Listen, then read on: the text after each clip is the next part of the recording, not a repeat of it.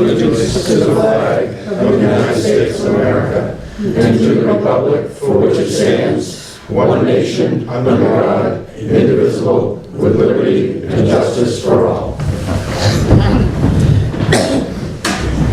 Thank you for coming to this evening's meeting. First on the agenda, we'll open up the second public hearing for the Marsh Road property. This is the second one. We did a last meeting. We had one also. Is there any additional public comment for that property?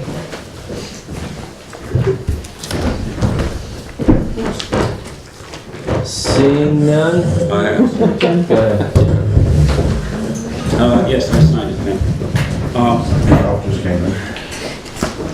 No, over there. I'm Jim Miller, Ralph. live in East Wakefield. Hey, Ralph. I watched the last meeting, and I got a little interested in this project. And I'm certainly not here to try to stop anything from happening, but I was struck by some of the comments at that meeting. And so what I did was, I got a copy of the easement, and I hope this is an accurate copy, but I had a copy of the easement and I read it. And I'd just like to make some comments because I know that there were a lot of people speaking that were troubled about this land purchase, and specifically the easement. And so I kind of tried to dig into this and see how I felt about it. And I was struck by a number of things. First of which, that struck me after reading the entire document was kind of a misconception that I had, which was that the New Hampshire Fish and Game and the federal government were helping us buy this land. And I'm going to kind of throw something out here that, and I'll back it up with a few facts, but by the time I got finished with the document, my opinion was that the town of Wakefield is actually helping New Hampshire Fish and Game and the federal government buy this land, not the other way around. And just to back that up with a few points, as I went through the easement, the first thing I realized was that I also had a misconception that I kept hearing that this was recreational, that there'd be recreational use. And there is some recreational use allowed here, but the whole focus for the New Hampshire Fish and Game and the Department of the Interior is like a wildlife preserve, to preserve native habitats. And I think that, at least myself, speaking for myself, and I think a lot of other people, I'm not sure that they really understand that, because this document is really designed to accomplish that. And when I saw that it talks about retaining the property forever, I was a little concerned, because it talks about things like riparian buffers, which I didn't know what it meant, but if I understand this correctly, there are so many things that we're not going to be allowed to do there that are considered recreational. For example, I read in here at one point that, first of all, you can't erect, and the town can't erect any structure in there, according to this document. If the town cannot erect a dock, that was mentioned at the last meeting.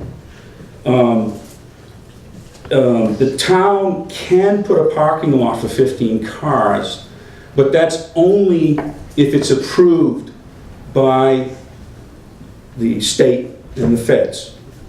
And if you go down point by point, I mean, one thing that really troubled me was that it talks about that you cannot disturb the soil within 50 feet of a stream or a wetland.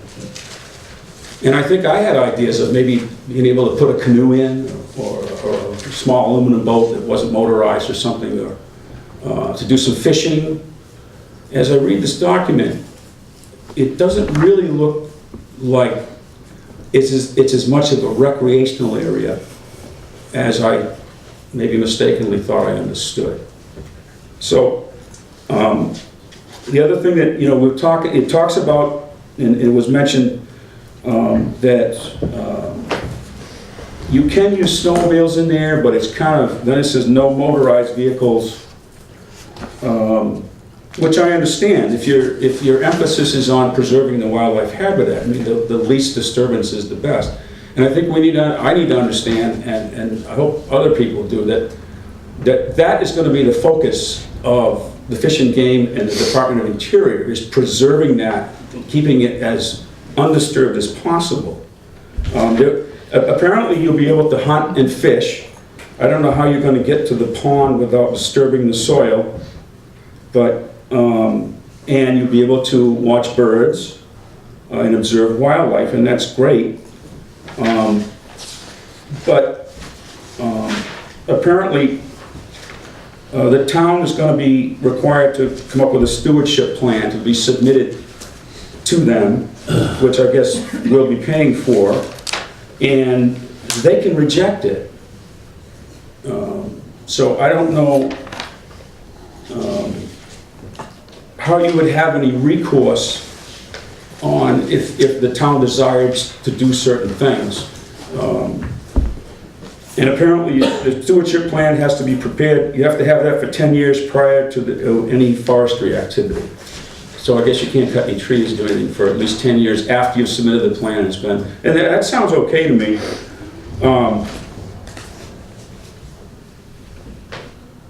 I was troubled by the easement shall run with the property and shall be enforceable against all future owners and tenants in perpetuity. You keep seeing this last in perpetuity clauses in here. And then to sum up, the last point that I want to make was that the other thing I saw in here that I heard at the meeting last time was there seemed to be a lot of escape routes for the Fish and Game and the Department of Interior. It talks about if they don't kind of like what's going on down there, they can, and I realize it have to be substantiated, but if they don't like what's going on down there, they can require us to provide them with another piece of property.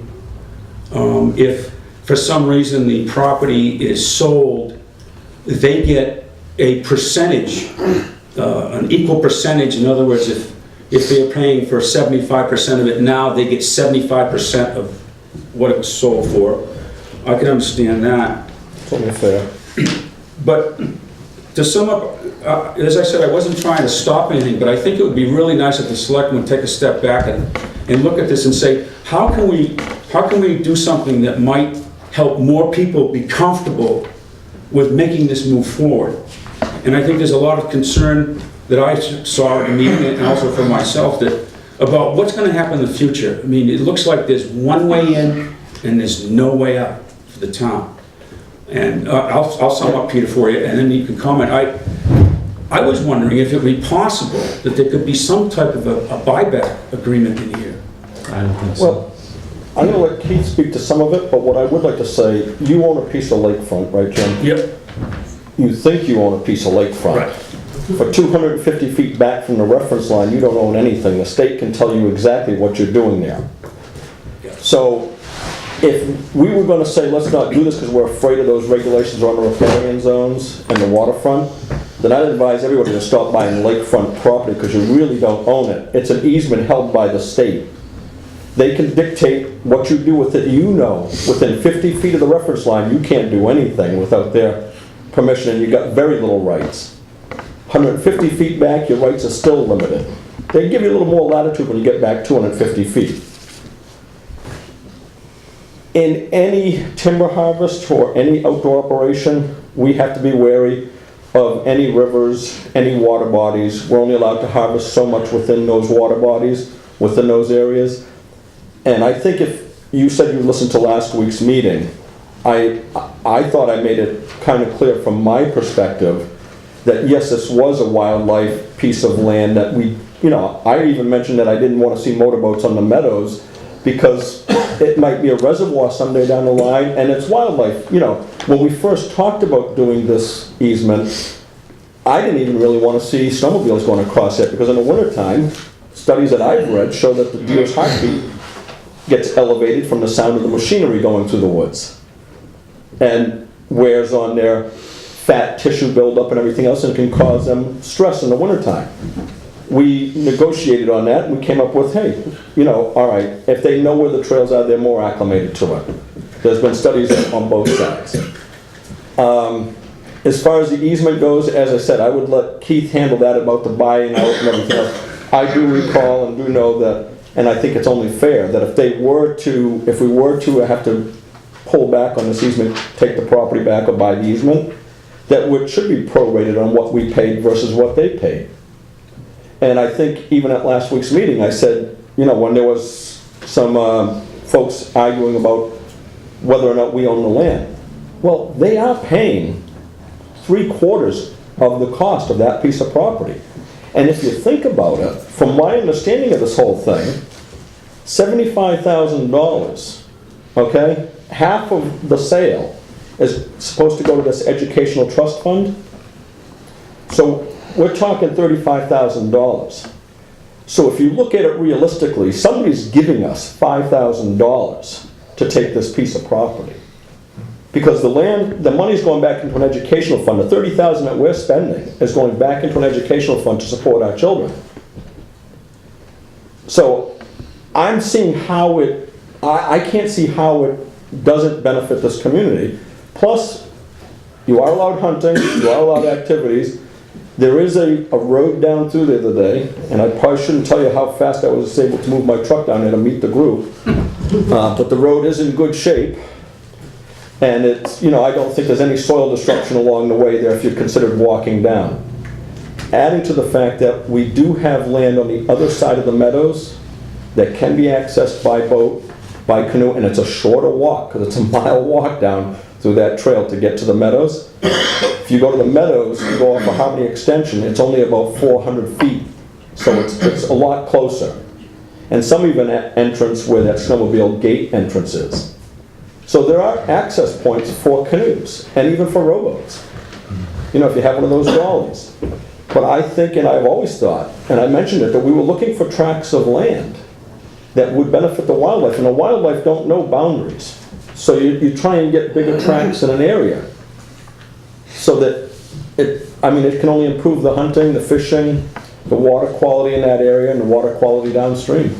So that's my thought behind it, Jim, my justification. Okay, well, I'm certainly supportive of, and I'm appreciative of all the hard work that people have done to move this forward. But I do think there are a significant amount of people in town that are concerned about a one-way in and never being able to come out of this situation. What this document says is that anything the town wants to do down there has to be approved by this organization. Now, I think they could say no. They could literally stop people from going in there at some point if they. We don't know what the future is.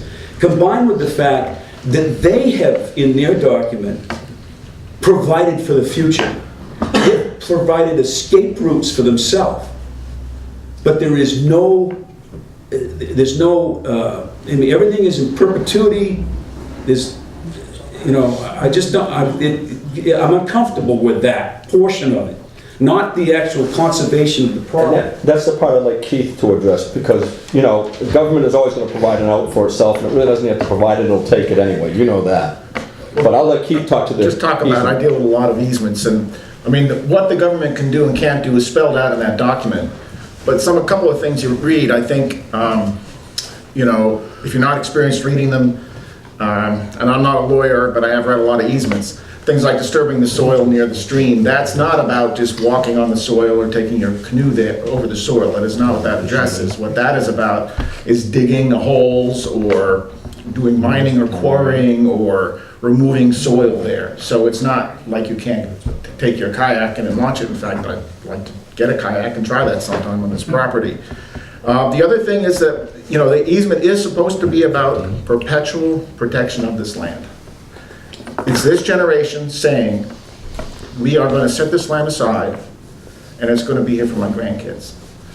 And that's the whole point of it. I'm on my town conservation commission in Wells, and my town, my conservation commission, views these easements very positively, because as popular as land conservation is now, and as wonderful as our select board in the town of Wells, Maine is right now, we don't want the next select board to come in and be able to develop that land or sell its declared excess property and sell it.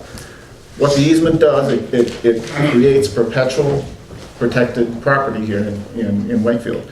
And I'll absolutely defend, the stance that that's an important thing to do. I mean, if we don't set aside a Central Park, or if we don't set aside a Yellowstone Park, if we hadn't done those places wouldn't be there now. And that's what we're thinking here. And it might not seem like a right comparison because, we're still a low population density, not that people here, not that many people live here, but people are coming. I mean, there's an old rule that people move to an attractive place until it ceases to be attractive. And you can be guaranteed that the population in this area will be growing again.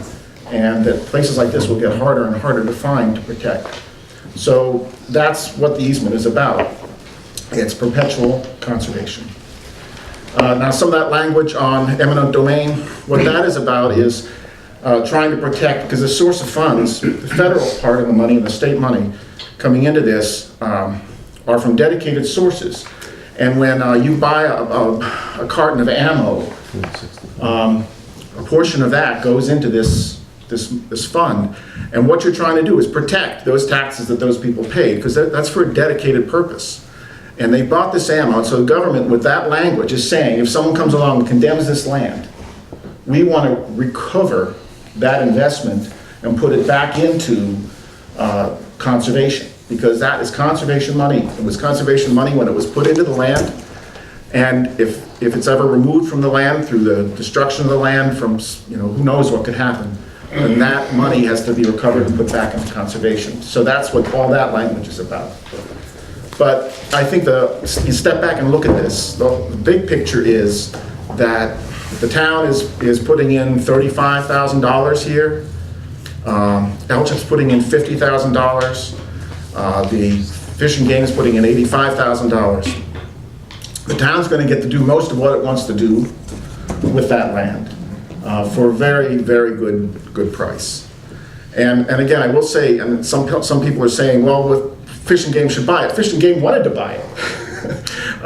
And the landowner wanted to sell it, but the town said, wait a minute, we think that should be our property. And your wonderful Conservation Commission and others worked hard to bring it into town ownership, to get the Fish and Game to amend the easement. And they veered off their boilerplate quite a bit to allow for camping and some other uses that the town really wanted. And so this is where we are now. I mean, we've got the deals almost done. Any further delays are risky. A lot of people have worked hard on this for well over a year, and it does a great thing for the citizens of the town and for future generations. And that's where we're at. How can you go camping when you can't have a portable toilet and you can't pollute? It says no It's portable not a toilets. campground setup. It's not a It is campground setup. conservation land, similar to Moose Mountain going up to Tumbledown Dick and all that. It's somewhat gated off, restricted use, and so it's not trashed also. The other point to be made is it could be purchased tomorrow by someone who posts it and that's it. No more use. And the comment on the 30,000 from the town, that's not from taxpayer money. It's not taxpayer generated. That's from current use taxes, penalties. Dave, you had your hand up first. Kind of clarification, the stewardship plan is not our responsibility because we don't hold the conservation easement. Fish and Game does, they're developing the stewardship plan. In terms of cutting timber, that would be our responsibility. We'd have to develop a plan to responsibly cut that timber before we did it someday in the future. So those just 2 points. We're not going to have to pay for a stewardship plan. That's all being taken care of.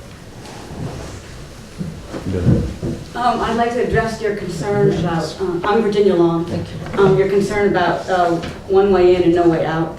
An easement goes with the land, and the landowner has always the right to sell it, as you noted. So the town has a way out. The town can sell the land if they found the restrictions too burdensome, for any other reason. Now, I would not prefer that outcome, but the town is the landowner, and they can sell the land if they don't like it. That's a good point. Jerry? Ralph? Sorry. I sit on the Conservation Commission, and I flip and flop like the best of the politicians in this room can. When this first came to the Conservation Commission, I rejected it because of the history that's already happened here in Wakefield. the sales pitch, it's gotta be, you know, we should get it, it's great land, you can do this, you can do that. We had that opportunity up on Wichita Road, and we were told we could do everything but hunt. And the fact is, can't do anything out there. It's post the town paying a whole bunch of money for the conservation or development rights on that property. One of the salesmen on that stated, well, buyer beware. You should have known you were only buying development rights. It's not the seller's problem that the town didn't know what they were buying. I flopped to the side of trying to help the town acquire this property because I could see the value. The dollar value was, you can't get a better deal. There's no way you can get a better deal. But I flipped back to the other side when I started as a Conservation Commission member, reading the easement and then learning that most of the language of the easement is verbatim from what the planners in our region, state, federal, worldwide planners, have in store for us in our futures. And everybody, I believe, has the best interest of future generations at heart. But when you sit and listen to everybody complaining about the state of our union, you know, the condition this country's in and all this stuff, you start to think about what can you do as an individual to make a difference. If the easement wasn't 99% verbatim of all the other planning documents that are being provided around our country and around the world, I would have less concern. But when it looks like a duck and quacks like a duck, it's a duck. And this is verbatim from the United Nations Agenda 21. It is. You can say, no, it isn't, but when you look at it and you read it and you use your brain, it's not a no-brainer. You have to think about what we're getting into. We've heard the government make promises. We've seen, in my lifetime, I'm 51 years old, I've seen plenty of promises broken by the government, especially locally. I want to support it. I think if the town had an opportunity to buy it without the strings attached from the federal government, I would support it 100%. As it is today, I can only support it 50% because of those strengths. I would rather see, as has been encouraged to the board to do, put an article on the warrant, put it to vote. If the seller needs to be compensated for a little more time waiting and stuff like that, you know, raise enough to compensate. But as a conservationist, I'd rather pay today what I'm trying to conserve than take away from my grandkids and their grandkids tomorrow what the federal government has to offer. Hopefully I'm getting my point across. I love my country, but I don't really trust the government. Ken, you mind if I respond to that for a second? Let me just ask, you have 50% for it? Well, that gives me the flop side to the flip. We're only paying 20% for it, so you're 50% for the 20% or Well, you know, 50%? that's debatable. I mean, If we were paying full what is price the with real all the price? restrictions. I guess To one the of the town? things that irk me is, what is the hidden cost? You know, yeah, it's a good deal. $150,000 for 121 acres. Or You can't beat it. 30,000 for 121. Well, the federal government got the money from, you know, your hard work. It's, Not particularly in this as far as well, we being money your hard from. work, but, Yeah. and certainly not my hard work, but a lot of people in this country work hard, pay taxes, hidden taxes and obvious taxes. Oh, yeah. And it all gets diverted. Not a single bit of your FICA contribution goes to the United States Treasury or the Federal Reserve. It all goes to the IMF, the World Trade Organization, and it gets diverted all. We just help Greece, you know, and I am trying to be aware of geeks bearing gifts, so. Another question? Jared? I was just curious, the camping thing comes up, and we realized from the last public hearing that you can't go camping out there. I mean, I think it was mentioned that people might be able to use it 3 times a year or 2 times a year. I read in the newspaper that it was maybe 3 times a year people would be able to go camping out there, but That was refuted at the last meeting by Dave. He said that they thought maybe the Cub Scouts or Boy Scouts would be able to use it a couple times a year, but he did also offer the fact that he has a campground in East Wakefield, and if people wanted a nice level campground with all the amenities, they could go up there and go camping up there, because this piece of property wasn't intended for camping. But the only reason that the camping comes up is in an effort to, as part of the sales pitch. It's part of the, well, this is good for the Boy Scouts because they can go camping out there. Well, they can't, so we realize that, and so that's not a sales pitch. But the other thing we have is that we get $75,000 toward tuition for Wakefield students, and of course, that $75,000 doesn't sound like a lot of money to begin with, but if you put that $75,000 in a trust fund, and we have 2 trustees of the trust fund right here, because Bruce Rich is one of the trustees and Dave is, and they might be able to tell us that if you put $75,000 into a trust fund, you're not going to spend that because that's the principal. You want to sit on that. The interest you get from that may be $2,000 or $3,000 a year. So, if you tell people that they're going to get $75,000 a year towards tuition, you would be more accurate to say you might get $2,000 or $3,000 for tuition. That might shed a different light on it. The other thing I was mentioning was, I was thinking while Keith was talking, I didn't realize he was from Wells, Maine and not an attorney, but and with all due respect to him, being a conservation member, I don't know if the board has taken legal advice from a non-lawyer for nothing, but when you get free advice, it's worth what you paid for it.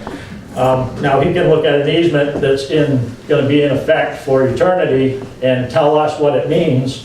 And he can tell us that disturbing the soil doesn't mean walking around the water and scuffing your feet on the ground. That doesn't mean disturbing the soil. And he can sit here and guarantee us that 150 years from now, someone else isn't going to come along and say, well, you were walking along there and you were dragging your feet, and we consider that disturbing the soil. I don't think anybody can make that guarantee to us. Nobody's guaranteeing anything on that. I'm sorry, Peter, you wanted to answer Ralph's question? Well, that land you were talking about on Wishart, I think I fought that one pretty hard myself, because there were certain things in that easement that I disagreed with as far as timber harvesting. They didn't want to allow timber harvesting. But that was not, I didn't hear you fight. Well, then maybe you should look at the minutes, because I even got an email, and I don't know if I can find it for you, but that I sent saying how I was going to fight this totally because of the fact that they weren't going to allow timber harvesting. And proper forest management includes timber harvesting. Now, let me just finish. That was never sold to the public the way you're saying it was. It was sold as development rights. And when you buy development rights, that's all you're buying, is the ability for that landowner not to be able to build on that piece of property. I guess I'll have to check the minutes, because I sat here at the public We did the meeting. other side of the lake there, and one of the reasons we're right now trying to search out fish and game, and different ones, is because it was talked about that several years ago when we did the other side of the meadows, the town graciously gave us several hundreds of thousands of dollars to purchase easements, 500 I know. And it was also determined that that probably would not happen again in our lifetime, and that we'd have to find a different way to go about purchasing these easements, because the taxpayers probably would think that, hey, enough is enough on the 500,000 out of our taxes. We'd probably have to bond it or do something different. So what we had to do was learn creative ways to get the same thing accomplished without impacting the local tax base any more than possible. And one of the ways to do that is to get these agencies that have some funding, that have an interest in conserving the land, to join in as partners with it. And that's basically where this all came about. Well, point number one, 150,000 is a little bit different than $500,000. We have $80,000 already in one fund of our Conservation Commission funding. And if we wanted to deplete it, we'd only have to raise 70,000. If we wanted to keep it in there, we'd have to raise 150,000. So there's a big difference. But I sat at the public hearing on the purchase up on Wichita Road, and I remember pretty well, without looking at the minutes, what was said and what was promised and what we ended up with. So I remember it as development rights being bought there, and there was a lot of money for just development And they rights. didn't want to allow timber harvesting on that property, and I fought for that, because it's proper forest management. Anybody new? Did I run out of time, or did I go off track of what happened to my, You made a comment, I guess, is how I took it. So that was the extent of my comment. That was your comment. We'll So come what's the, back. what's the time limit on comments? I just want to make sure that I want to make sure that the activists from Maine and other parts of the state and other parts of the country follow the same limits that residents do. 2 minutes. Yeah. Mr. Roy?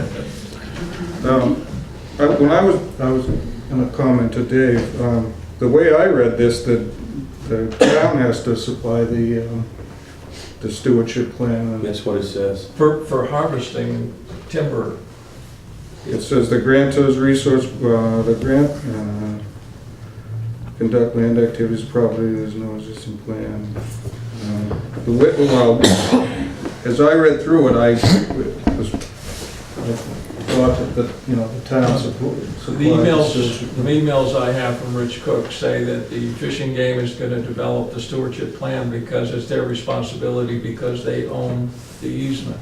Here, the grantor's resource professional shall draft a plan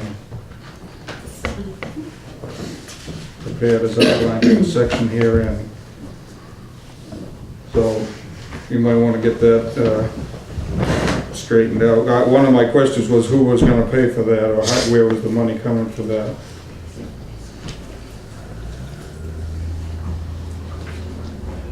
And the only other thing is I read this where it says condemnation and extinguishment. It talks about change in conditions take place which makes impossible or impractical any continued protection of the property for conservation purposes. Could you address that? That's kind of vague to me. Well, this is, again, it's standard language I've seen in every easement. I'll give a good example of an easement in Maine again. Just so you know, I'm not an activist from Maine. I work for Moose Mountain Regional Greenways. We work here locally in this group here. And we're putting $2,000 into this project. I know you have an interest in it, and I know that you have a position here, and that's what makes you an activist or a lobbyist, in my opinion, so. Well, I'm for this project. I understand that, you're for it, the gentleman but on this, for it, I understand that. an easement can be extinguished if the purposes for which it's created go away.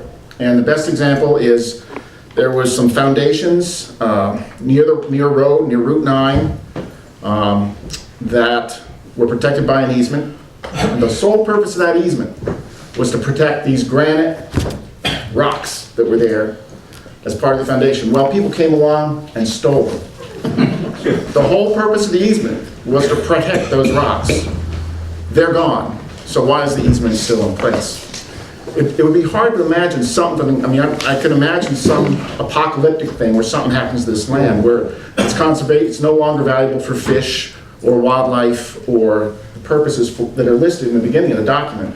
But it'd be pretty hard to imagine all those things go away. And so that's what that is about. Who manages the existing dam that's there? I don't know. The dam? Stay. The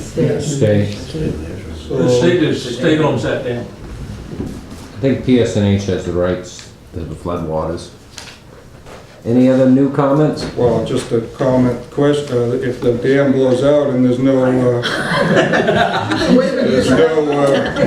no pond anymore, then you could have a pretty The good... river will always do that. Go ahead. Go ahead. Me? Yeah. Thank you.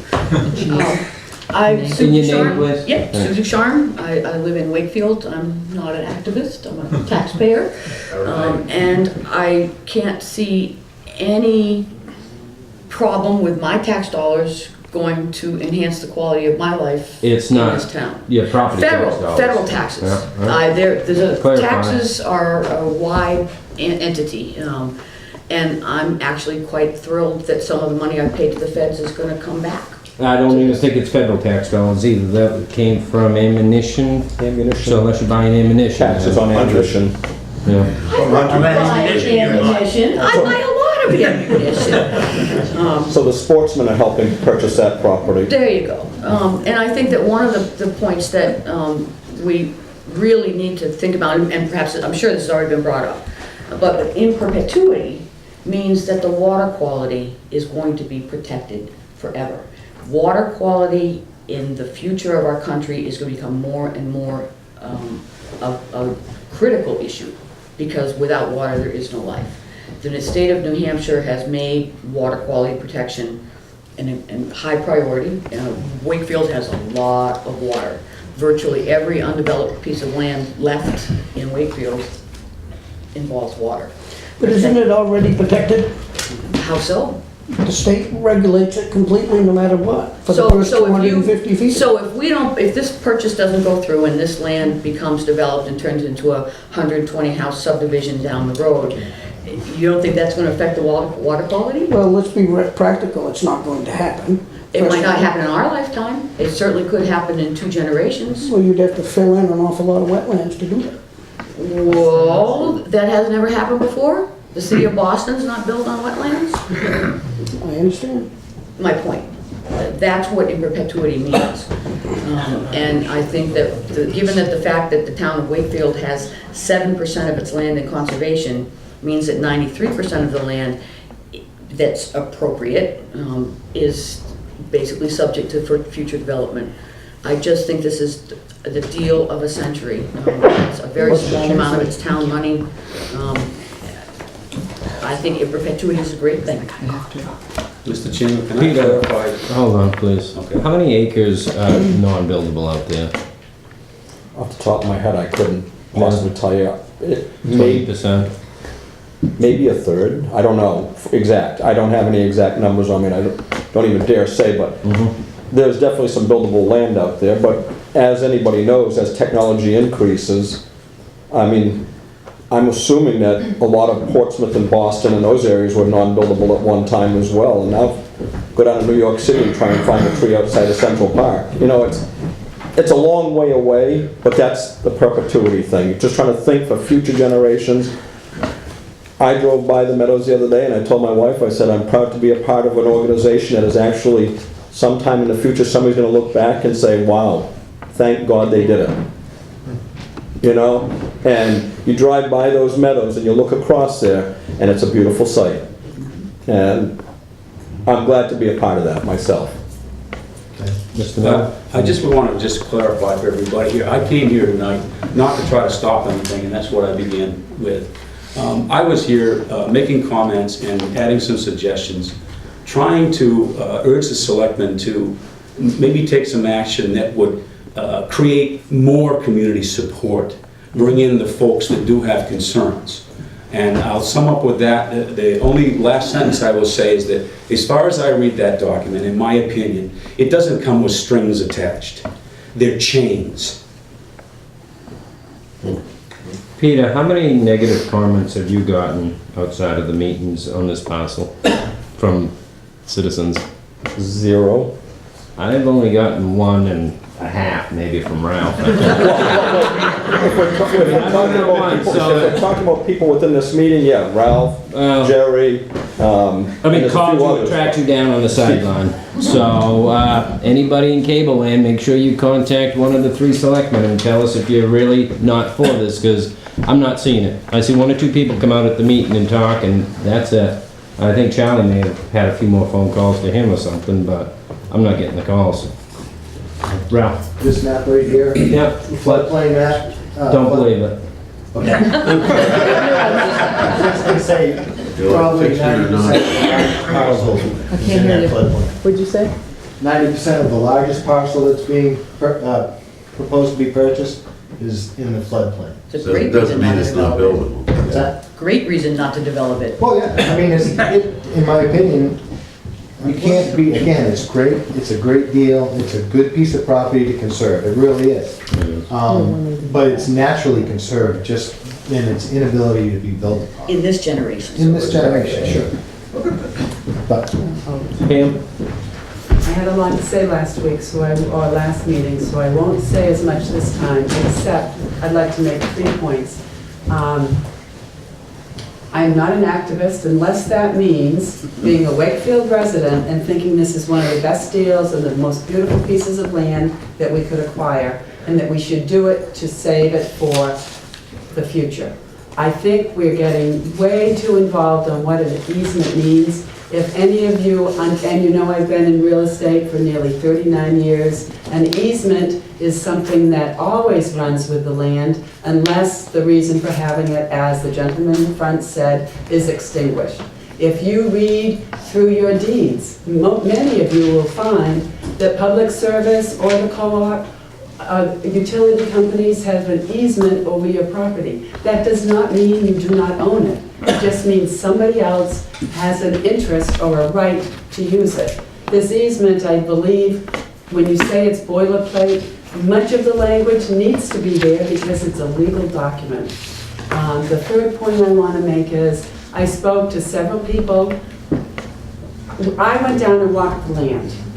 Many people, the majority of the people on the Heritage Commission, because we're supporting this, walked the land. I wish if the people who feel they're not in favor of this, I wish each of them would go down and look at the property. I mentioned to several young people, including granddaughters, a daughter that I have in the 20s, about the beauty of this land. Go down and walk on it and see what you think. And they've done it, and they've come back with their friends and told me that they totally agree. This is young people, old people, middle-aged people, all thinking that have been there, that it's a beautiful piece of property and we deserve to save it for the future.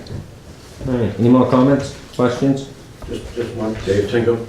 The issue of water quality is not the state's responsibility. It's every individual in this town's responsibility. And if you want to do just a little bit of research, you're going to find out that in Wakefield, where the headwaters of the Salmon Falls River is in trouble, in big trouble. We're number 2 or 3 on the national list of problem areas, folks. And all of you people in cable land out there that don't live on the water, because I do, are paying less taxes because those of us that own waterfront property pay more.